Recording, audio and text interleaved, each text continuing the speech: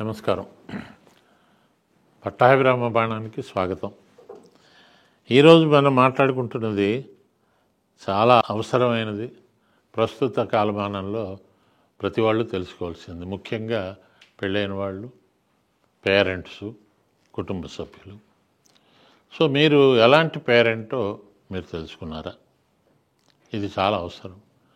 ఒకప్పుడు ఇప్పుడు మా పేరెంట్స్, మేము అంత పెద్దవాళ్ళం, మాకు చిన్నప్పుడు కొట్టేవారండి. మొత్తం బెత్తం తీసుకుని కొట్టేవారు, గోడ కుర్చీలు వేయించేవారు, గుంజీలు తీయించేవారు, లేట్ అయినా సరే ఎండలో నిలబెట్టేవారు. ఇవన్నీ ఉన్నాయి.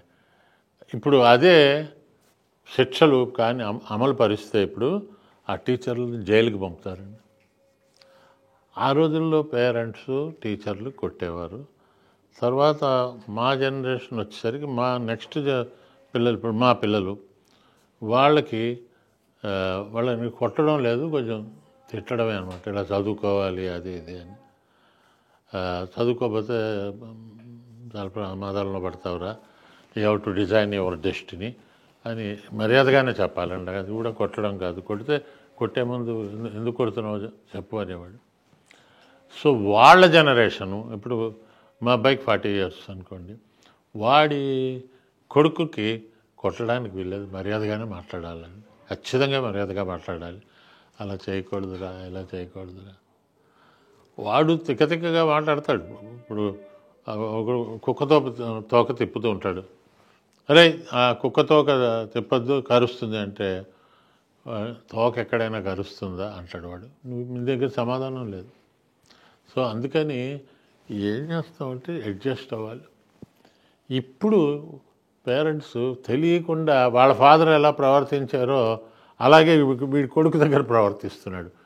వాడు రివర్స్ అయిపోతున్నాడు. రివర్స్ అయిపోవడం, బెదిరించడం, ఎమోషనల్గా బ్లాక్మెయిల్ చేస్తాడు. నేను ఇంట్లోంచి పారిపోతా అంటాడు. ఇలాంటివన్నీ చేస్తాడు. ఆఖరికి ఎంత తప్పులు చేసినా, చదువుకోబోయినా పాపం వాడికి లక్షల్లో డొనేషన్ కట్టి చదివిస్తే అక్కడికి వెళ్ళి తప్పుడు పనులు చేసి వెనక్కి వస్తున్నారు. నోరు మూసుకుంటున్నారు. ఏదైనా అంటే ఆత్మహత్య చేసుకుంటానంటాడు. చేసుకుంటున్నారండి. మా కౌన్సిలింగ్ కేసుల్లో ఎక్కువ ఇవేనండి. డ్రగ్ అడిక్ట్స్ అవుతున్నారు. దయచేసి మీ పిల్లలతో ఫ్రెండ్షిప్ మొదలు పెట్టండి. వాడు వ్యసనాల వైపు వెళ్లకుండా చూడండి. ఇప్పుడు చూడండి, ఇప్పుడు కొత్త గవర్నమెంట్ వచ్చాక ఎంతమందిని పట్టుకున్నారు. గంజాయి కానీ, డ్రగ్స్ కానీ, ఇవన్నీ మందులు అవి ఎక్కడెక్కడ ఉన్నవన్నీ లాగుతున్నారు బయటికి. మళ్ళీ వాళ్ళందరూ వాడేదందరూ స్టూడెంట్సేనండి. స్టూడెంట్స్ని కొంచెం మనం కంట్రోల్ చేయాలంటే ఫస్ట్ పేరెంట్స్ కొన్ని వాల్యూస్. సో మీరు ఎలాంటి పేరెంట్ మీరు తెలుసుకోవాలని ఉంటే నేను ఇక్కడ చిన్న క్వశ్చనీర్ అండి. ఒక పేపర్ మీద 1 to 20 నంబర్స్ వేయండి. ఆ నంబర్కి ఎదురుగుండా అవును, కాదు, అప్పుడప్పుడు, అవును, కాదు అని నేను చెప్పింది బట్టి అవును అయితే అవును అని రాసుకోండి, కాదు అంటే కాదు, అప్పుడప్పుడు అంటే అప్పుడు. ఏ, బయట సమస్యలతో ఒత్తిడిగా ఉంటే తెలియకుండా ఇంట్లో చికాకుగా ఉంటాడు. బయట నుంచి ఆఫీస్లో చికాకుగా ఉంది. సో ఇంటికి రాగానే మాట్లాడండి అందరూ అంటూ ఉంటారు. ఆ పరిస్థితి రాకూడదని. మా చిన్నప్పుడు ఉండేదండి. మా ఫాదర్ కారు, మా డ్రైవరు చిన్న సిగ్నల్ అనమాట, సందు చివరిలోనే హార్న్ కొట్టేవాడు. కొట్టేసరికి అందరూ సెట్ అయిపోయి పుస్తకాల ముందు కూర్చుని, ఆయన కొట్టరు తిట్టరండి, భయం అనమాట. సో అవును, అవును, కాదు, అప్పుడప్పుడు. మీరు అవును అంటే అవును, కాదు అంటే కాదు. 2, నేను బిజీగా ఉండడం వల్ల కుటుంబంతో ఎక్కువసేపు గడపలేకపోతున్నాను. నిజాయితీగా రాయాలండి. అవును, కాదు, అప్పుడప్పుడు. సి, పిల్లలు ఏడిస్తే నాకు చాలా కోపం వస్తుంది, 2 దెబ్బలు వేస్తాను. అవును, కాదు, అప్పుడప్పుడు. 4, మా పిల్లల్ని ఎక్కువగా పొగిడితే పొగరు పెరుగుతుంది. అవును, కాదు, అప్పుడప్పుడు. 5, మా తల్లిదండ్రుల వద్ద నేను ఎలా ఉన్నానో మా పిల్లలు కూడా నా దగ్గర అలాగే ఉండాలని, అంత ఒబీడియంట్గా ఉండాలని ఆలోచిస్తాను. అవును, కాదు, అప్పుడప్పుడు. 6, నాకు కోపం వస్తే తెలియకుండానే చెడ్డ మాటలు కూడా అనేస్తాను. కొందరు ఇంట్లో కూడా బ్యాడ్ వర్డ్స్ ఉపయోగిస్తారండి. ఇవి పిల్లలు, ముఖ్యంగా ఆడపిల్లలు భయపడిపోతారు. ఏంటి మా డాడీ ఇట్లాంటి మాటలు మాట్లాడుతున్నాడు అని. 7, నా పిల్లలు నా ఇష్టానికి వ్యతిరేకంగా ఏం చేసినా ఊరుకోను నేను. అథారిటేటివ్ ఇది. అవును కాదు అప్పుడప్పుడు. పిల్లలు తప్పు చేస్తే నేను వారితో మాట్లాడడం మానేస్తాను.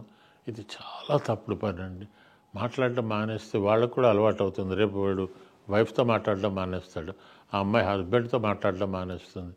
భార్యాభర్తలు మాట్లాడకుండా 1 అవర్ ఉన్న వాళ్ళ లైఫ్ స్పాన్ తగ్గుతుందండి.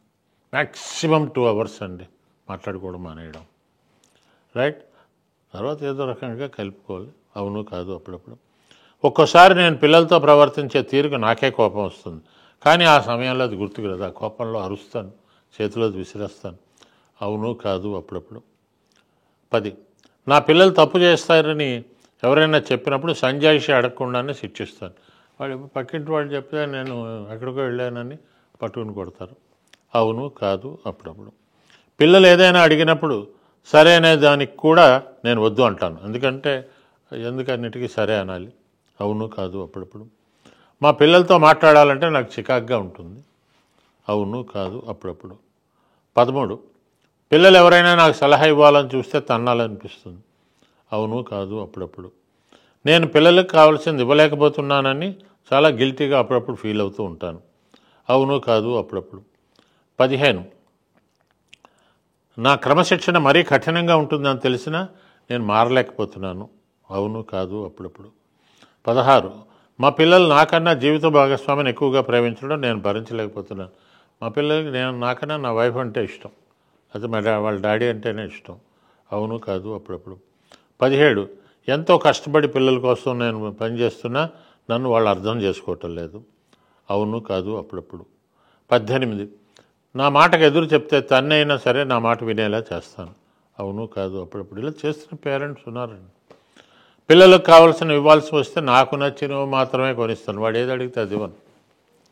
అవును కాదు అప్పుడప్పుడు. చివరిగా, నా పిల్లల్ని కొట్టినా తిట్టినా చంపినా నా ఇష్టం, నన్ను అడిగేది ఎవరు?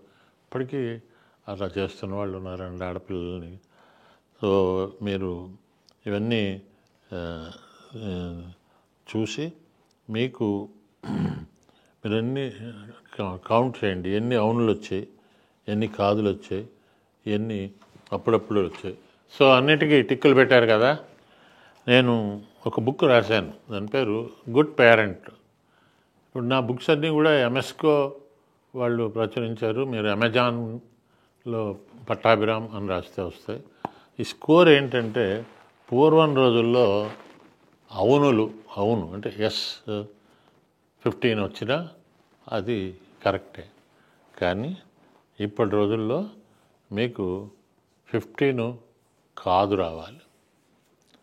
సో మీ కరెక్ట్ స్కోర్ ఏంటంటే 15 కాదు రావాలి, లేదా ఒక 10 కాదు వచ్చి ఒక 5 అప్పుడప్పుడు వచ్చినా పర్వాలేదు. బట్ ఎట్టి పరిస్థితుల్లో అవునులు రాకూడదు. అవునులు వచ్చాయంటే ఏంటంటే you are not maintaining your role properly అన్నమాట. So you have to play your role effectively as a father, as a mother, as a boss, as a teacher. So ఇవన్నీ మీరు వెరీ సింపుల్ థింగ్స్ అండి, మనకి తెలిసినవే. కొన్ని ఏంటంటే మనం తెలియకుండా పెద్దవాళ్ళని చూసి అదే ఆచారంగా చేసుకుని బిహేవ్ చేస్తాం. అలా కాదు, మారాలి. రైట్. నమస్కారం.